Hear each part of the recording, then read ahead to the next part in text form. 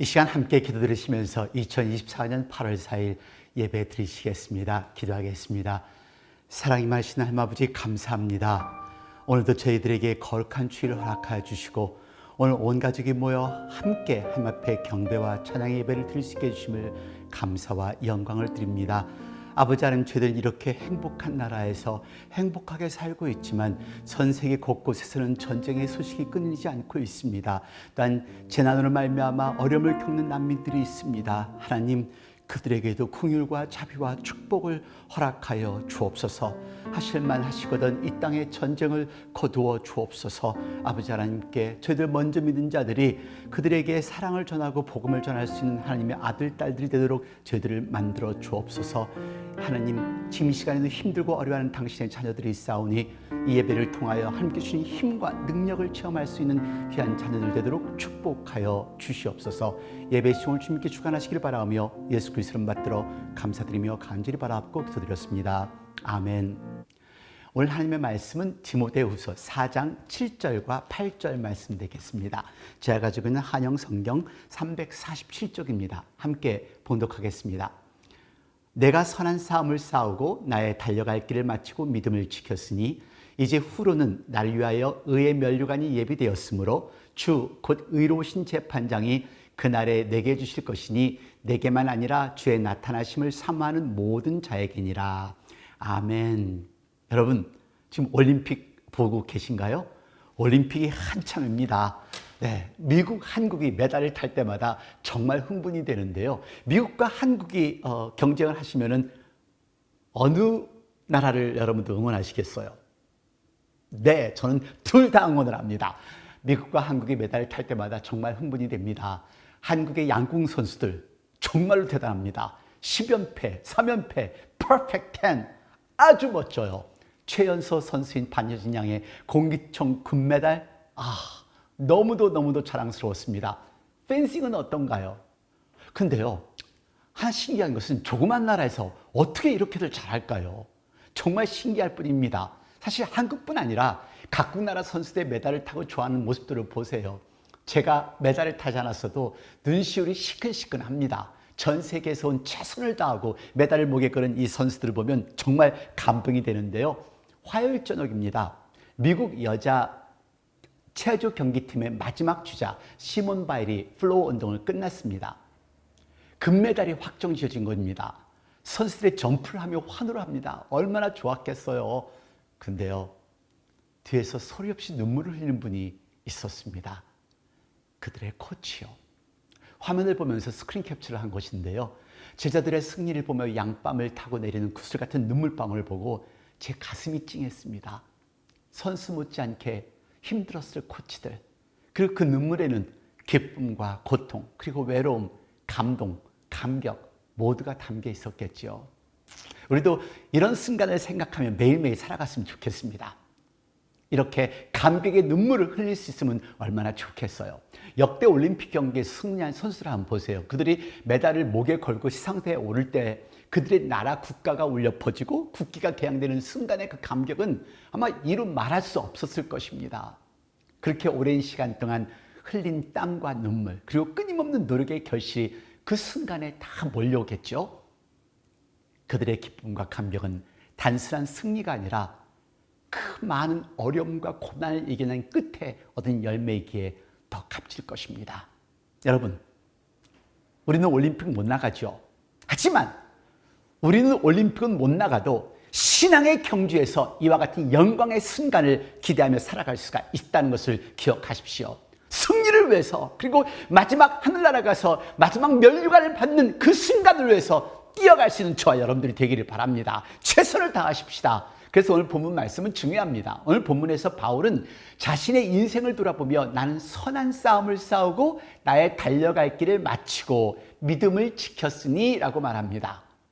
그는 자신의 생활을 싸움과 경주에 비유하며 이를 통해서 그가 얼마나 열심히 살아왔는지를 표현하고 있습니다. 바울은 그가 직면한 수많은 어려움과 고난 속에서도 믿음을 지키며 살아왔다는 것을 고백하는 것입니다. 이 구절은 또한 우리에게 하나님께서 우리를 위해 예비하신 의의 면류관에 대한 약속을 다시 한번 상기시켜주는 말씀입니다. 그래서 바울은 이렇게 얘기합니다. 이제 후로는 나를 위하여 의의 면류관이 예비되었으므로 라고 말하며 우리의 신앙 경주가 끝났을 때 하나님께 주실 영광스러운 보상을 기대하며 말씀을 전하고 있는 것입니다. 자, 우리는 올림픽에 참여 못하지만 할 수 있는 경기가 있습니다. 어떤 경기요? 우리들의 삶에서 선한 싸움을 향한 경기를 하시면 됩니다. 디모데후서 4장 7절 말씀 보시겠습니다. 내가 선한 싸움을 싸우고 나의 달려갈 길을 마치고 믿음을 지켰으니 나는 선한 싸움을 싸우고 라고 바울은 말하고 있습니다. 영적 싸움입니다. 이는 우리 신앙생활이 단순한 평화의 길이 아니라 영적인 싸움이라는 것을 말하고 있다는 것입니다. 날마다 유혹과 싸우고 날마다 시험과 싸워야 하고 싫은 사람과 싸워야 하고 얼마나 싸워야 할 것이 많습니까? 화나면 교회 안 가고 사람이 싫으면 교회 안 가고 맞죠? 교회 안 간다고 해서 하나님 버리는 것은 아닙니다. 그런데요, 그런 감정과의 싸움에서 이기셔야 합니다.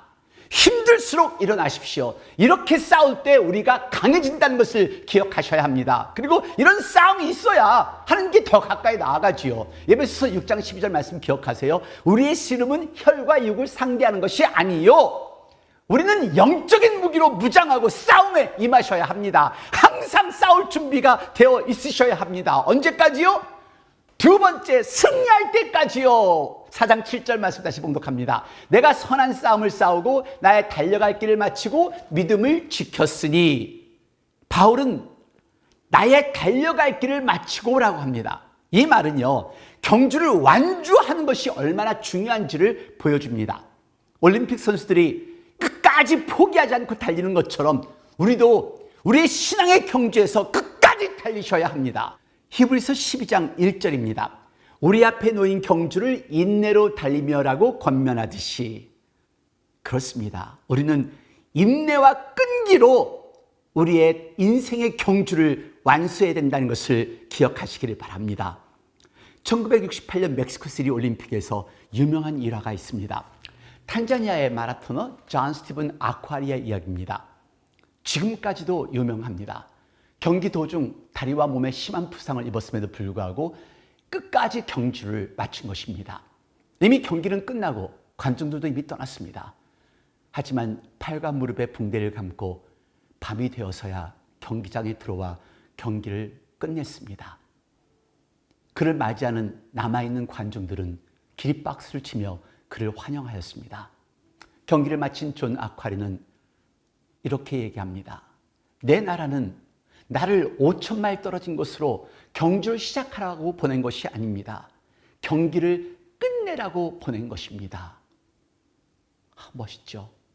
이처럼 우리의 신앙 경주도 포기하지 않고 끝까지 완주하는 것이 중요하다는 것을 기억하십시오. 달리는 경기주자들이 그들의 목적이 끝나는 것이 목적이었다면 우리는 믿음을 지키는 것이 목표가 된다는 것을 기억하십시오. 믿음을 지키는 것.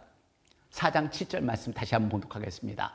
내가 선한 싸움을 싸우고 나의 달려갈 길을 마치고 믿음을 지켰으니, 바울은 믿음을 지켰으니 라고 선언합니다.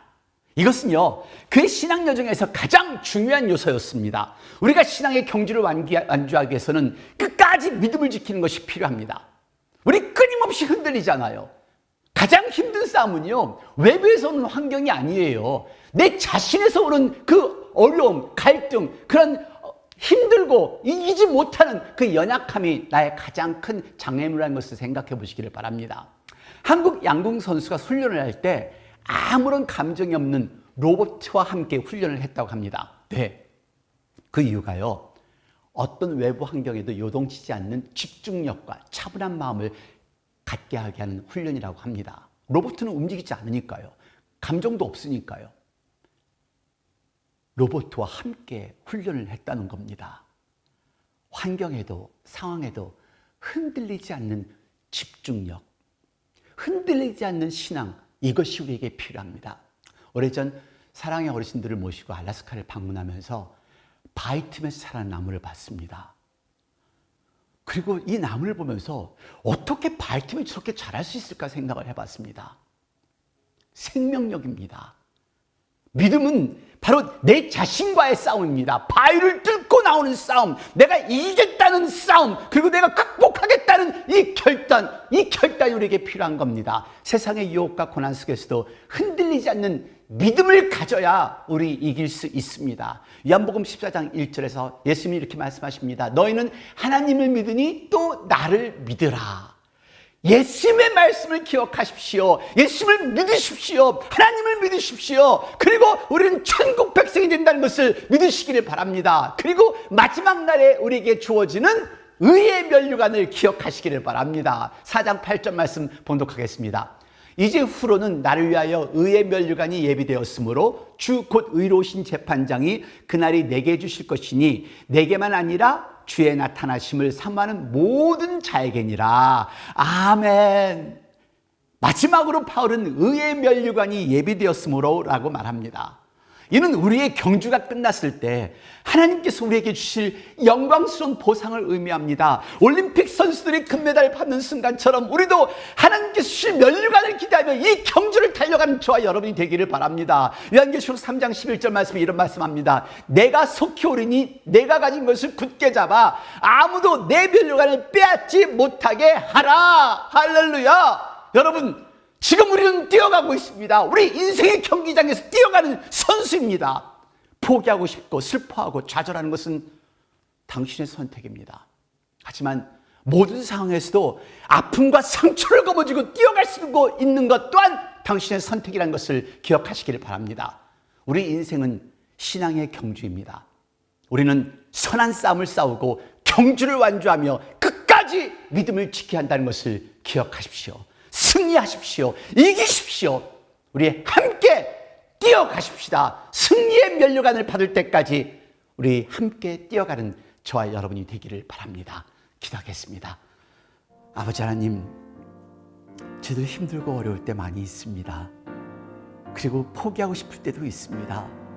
오늘 하나님의 말씀을 통하여 저희들 이 땅에서 선한 싸움을 마지막까지 의의 면류관을 받는 그 순간까지 뛰어가야 된다는 것을 다시 한번 깨달아 싸우니 저희들 오로지 하나님만 바라보고 나아가는 하나님의 아들과 딸이 되도록 만들어 주시옵소서.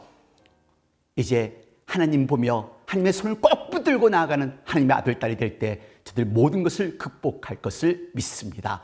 지금 이 시간 우리 주 예수 그리스도의 은혜와 아버지 하나님의 놀라우신 사랑과 성령의 무한하신 교통하심이 이제 하나님 안에서 선한 싸움을 끝까지 싸우겠다는 믿음을 지켜 의의 면류관을 받겠다고 결심한 당신의 귀한 사랑하는 아들, 딸 머리 위에, 가정 위에, 직장 위에, 저희들의 교회와 저희들이 살고 있는 나라들과 지금 이 시각에도 환자들을 돌본 모든 의료진들과 전 세계 곳곳에서 하나님의 말씀을 전하는 목사님과 선교사님들, 자유와 평화를 위해 싸우고 있는 병사들 머리 위에 영원토록 함께 하시옵소서. 아멘.